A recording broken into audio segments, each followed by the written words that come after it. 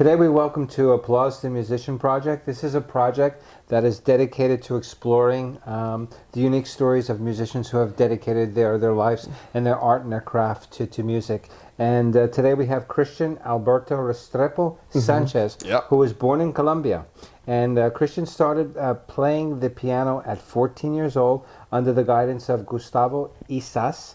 And then he earned his bachelor's degree in piano performance from El Instituto de Bellas Artes in Medellin, Colombia, and also was a pupil of Blanca Uribe.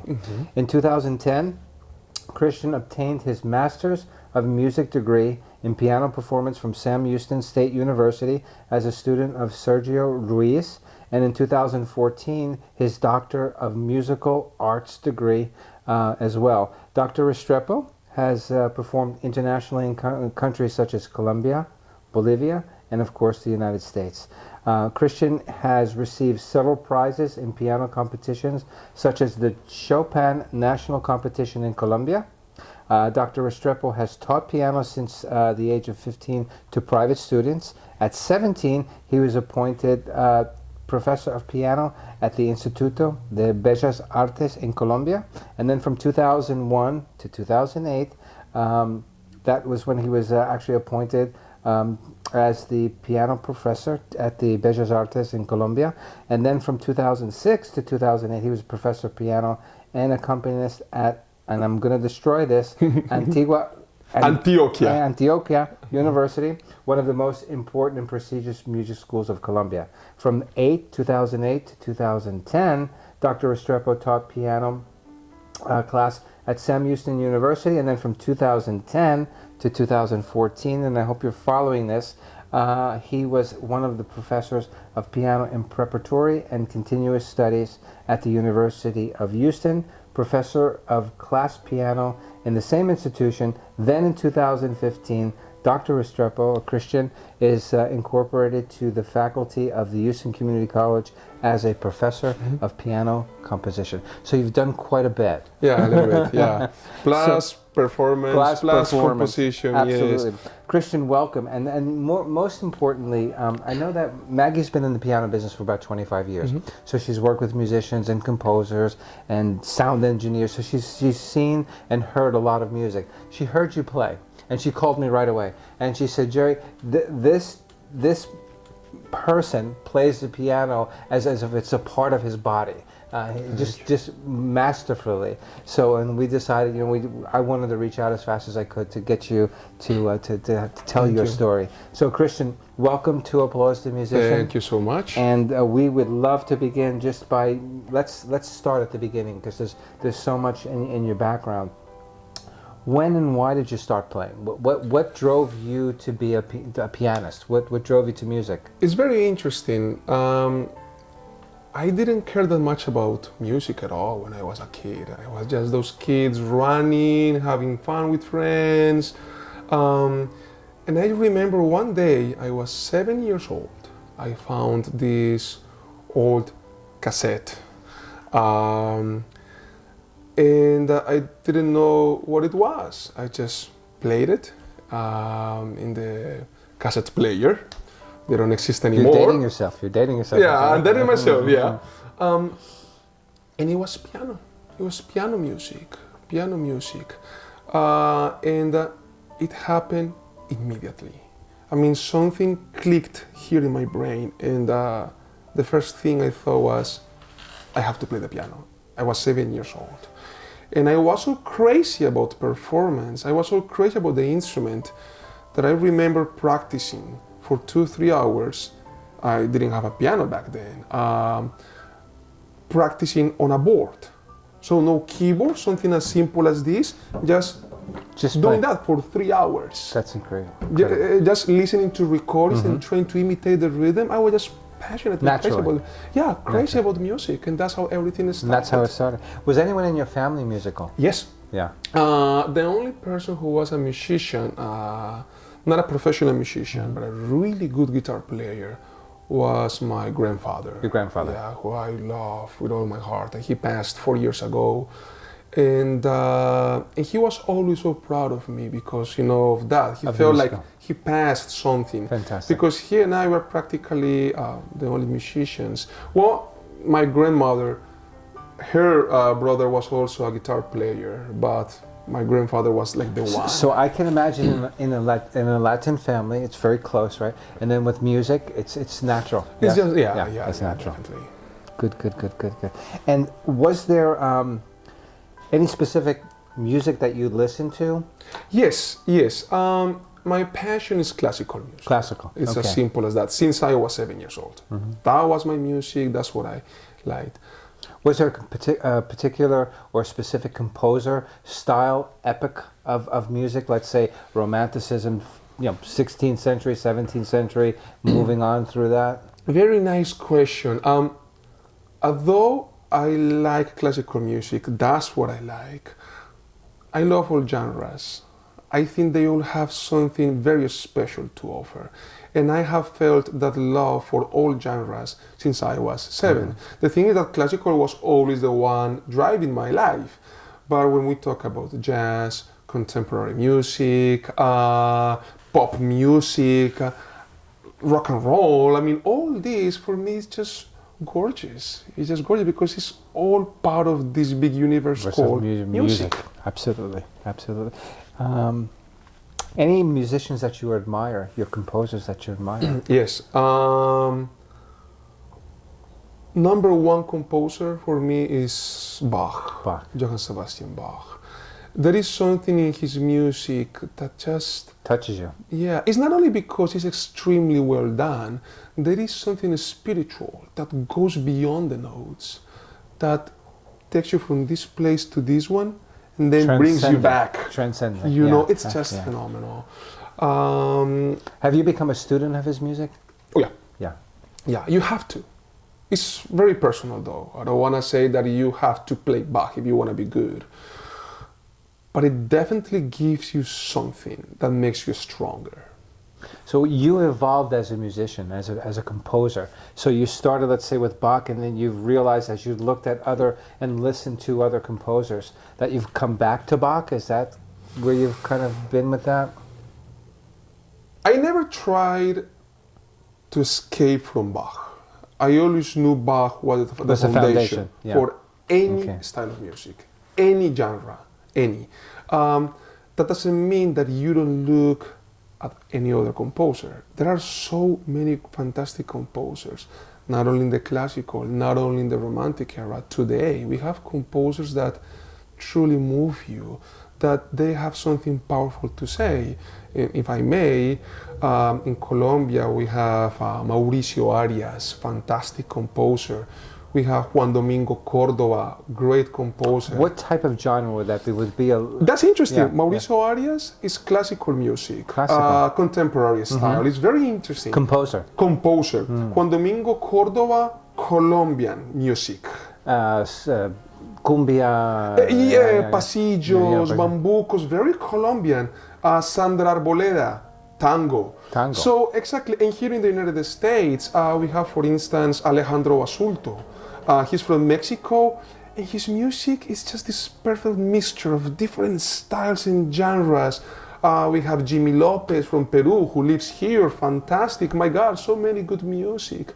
And composers that you can't and shouldn't ignore. They help you. And it's very difficult to put them into a place where you can say this is who they are and this is the music that they compose. It's pretty much wide open. Yes.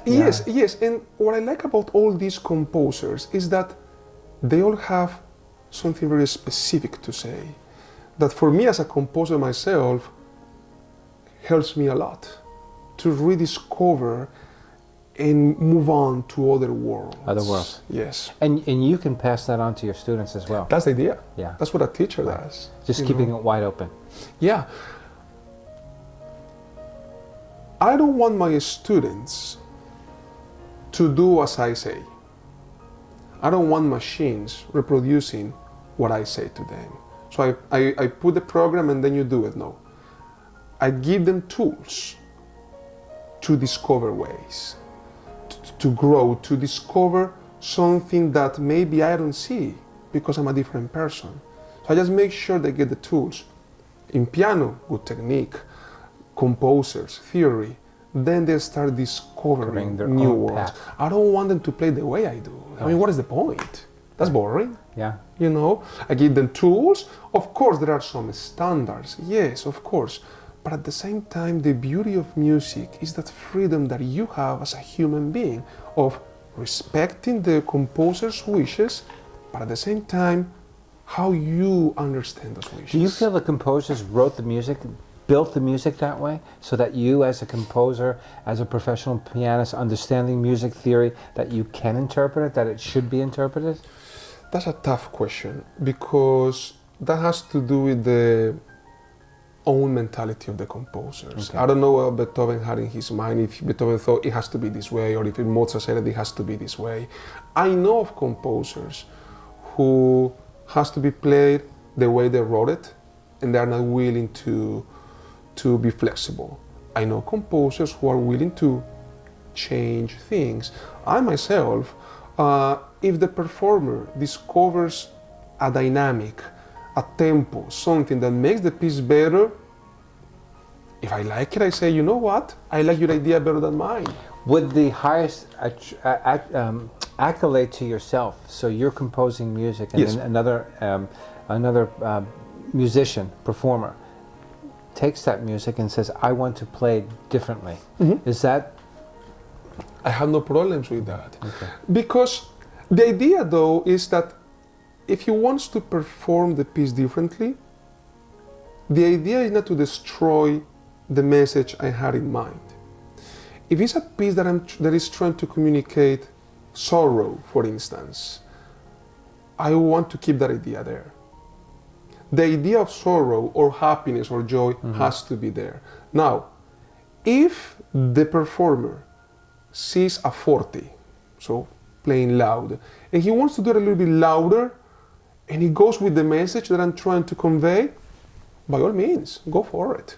I like Go that. for it. Very good. And we talked a little bit about some of the musicians that you admire and some of the ones that influence you. Do you have as a performer and a composer, is there a specific venue that you like to play in? Is it a concert hall? Is it where would that be for you? Anywhere. Anywhere. Wherever they are willing to receive music and Okay. listen to music and share music. Anywhere. It could be here in this studio, could be in Carnegie Hall, could be Teatro Colón, Buenos Aires. It doesn't matter. Anywhere for you. Anywhere. That's beautiful. That's beautiful. Have you been to You've been to quite a few Yeah. competitions. Okay. Any ones in particular that have stood out for you? All of them. All of them. Yeah, for me it's really hard to rank because they all happened in different points of my life, and they all gave me something so interesting. Even the ones that I was kicked out the first round, I didn't win them all. No, some of them first round, bye. And I learned. You learned so much from them. See, that's a message for the audience, right? So that students and those that really are driven by music, right, and really a dedication to it, that it's okay to fail. It's okay to go to a competition. It's okay for a piece not to work out the first or second time. It is completely fine. Yeah. One mistake we have as musicians is that we try to please all the time. Music is not about pleasing. Define that a little bit. When you say please, are you pleasing a specific So, audience? Yeah. Good question. What I'm trying to say is that when you play in public, you're trying to deliver a message. You're trying to embrace them. You're trying to communicate something. Sometimes the audience might not like it the way you said it. That's okay. That's okay too. So it's about being authentic. Who are you? Who are you? Who are you when you play? And you instill that into your students as well. Yes. Yes. Yes. Yes. Again, you have to be careful though, because too much freedom could be anarchy or chaos.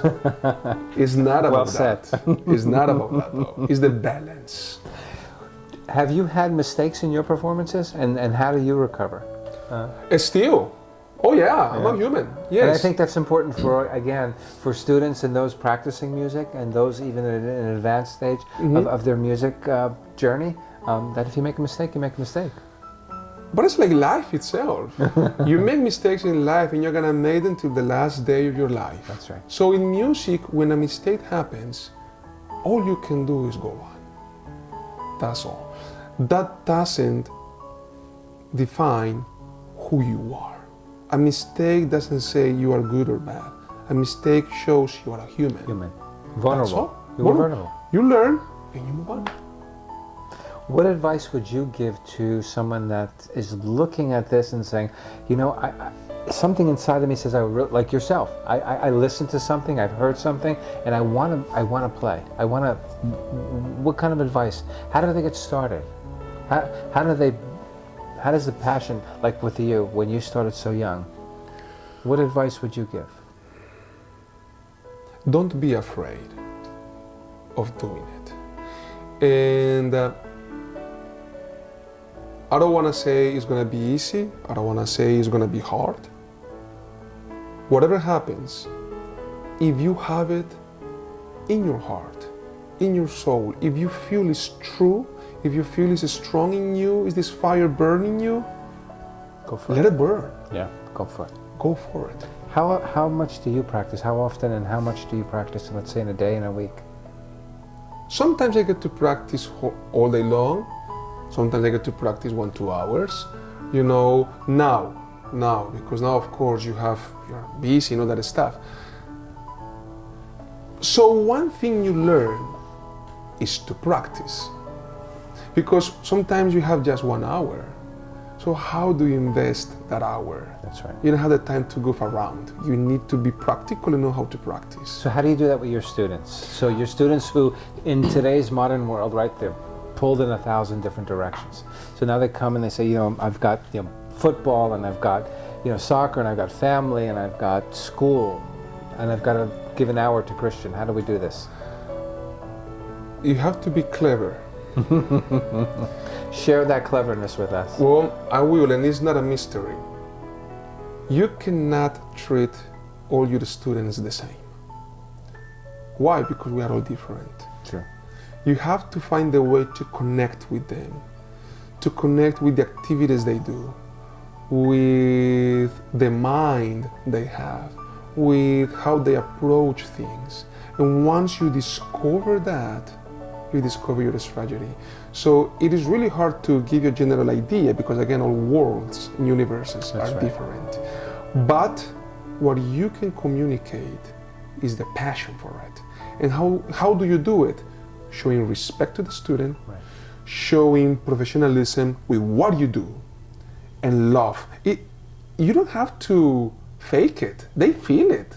They're not stupid. We talked about that, right? Yeah, they feel it. They feel when your teacher or that performer or that composer is telling you the truth.